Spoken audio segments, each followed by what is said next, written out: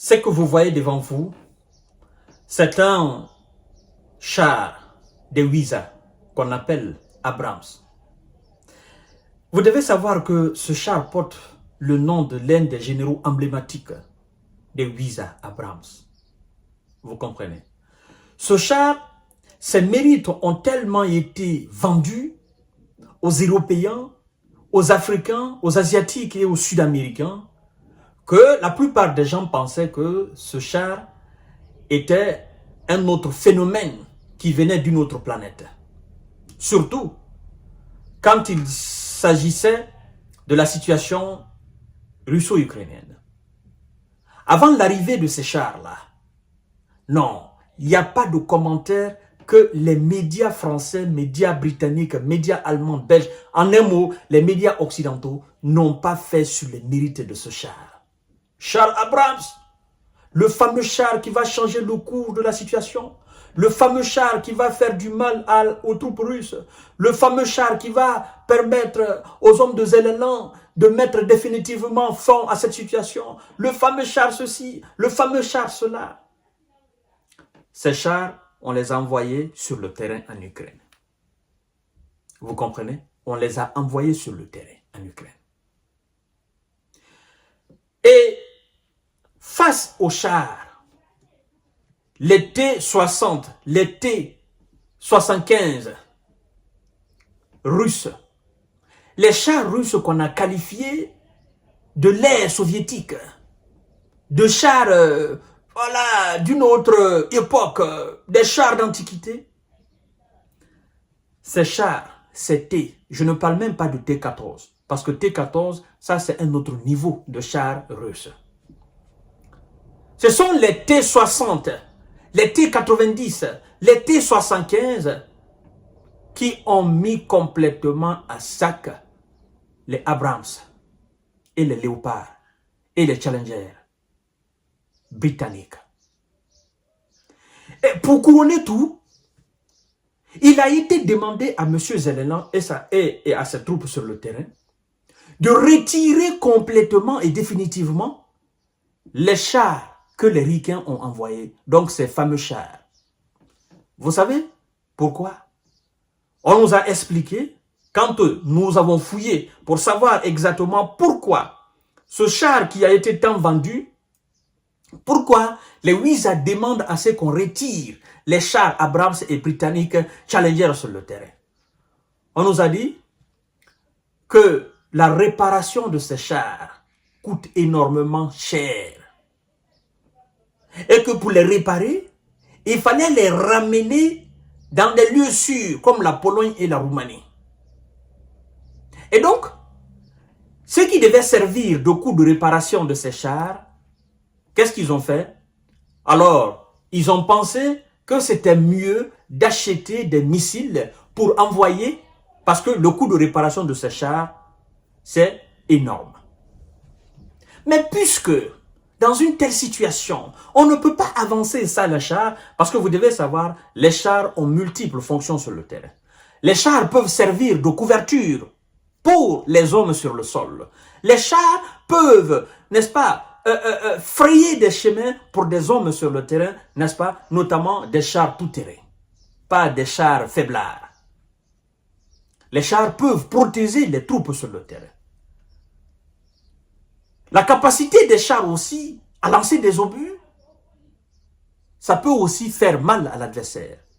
Mais lorsque vous dites aux hommes sur le terrain qu'on va retirer les chars parce que le coût de réparation est énorme, ça veut dire que vous n'êtes pas prêt à tenir tête à une armée aussi forte, aussi organisée et disciplinée que l'armée russe.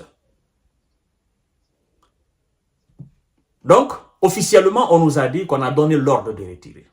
Sauf que, depuis le mois passé, le mois surpassé même, le mois passé, jusqu'à aujourd'hui, il y a quelques grains de ces chars sur le terrain. Et à chaque fois que les Russes les rencontrent, ils les mettent hors d'état de nuire. Vous avez constaté que la Russie a exposé ces chars qu'elle a récupérés sur le terrain, n'est-ce pas, devant le monde entier. Et donc, ça, c'est un nouveau revers pour les ricains et leurs poulains sur le terrain.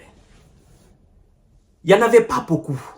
Et le peu qui est resté, l'un de ces peu-là est mis aujourd'hui à sac, hors d'état de nuire. C'est ce que vous voyez là, c'est l'image que vous voyez là. Et donc, les gars sur le terrain, ils sont plus que sur les nerfs. Parce qu'ils ne peuvent pas concevoir que eux, ils puissent continuer la situation sans char, mesdames et messieurs. Et les pertes dans cette situation, la défense russe a fait le cumul. Ça va chercher dans les 1900 et quelques. Mesdames et messieurs et mesdemoiselles, continuez à vous abonner sur cette page, sur cette chaîne YouTube Kanté J Visionnaire. Oui.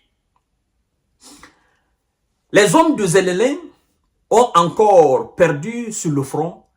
Un autre char, Abrams, a déclaré la défense russe. Et les autres points chauds de la journée, c'est ce qu'on nous notifie là.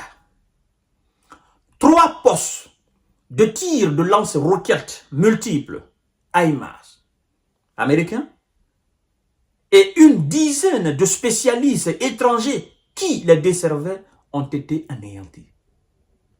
3 postes de tir de roquettes multiples HIMARS ricains, de fabrication ricaine, parce que les Russes aiment dire de facture ricaine, et les spécialistes étrangers qui les manipulaient ont été mis hors d'état de nuire. La défense anti-aérienne russe a alors abattu 4 bombes guidées Hammer, 5 projectiles de HIMARS et 30 drones.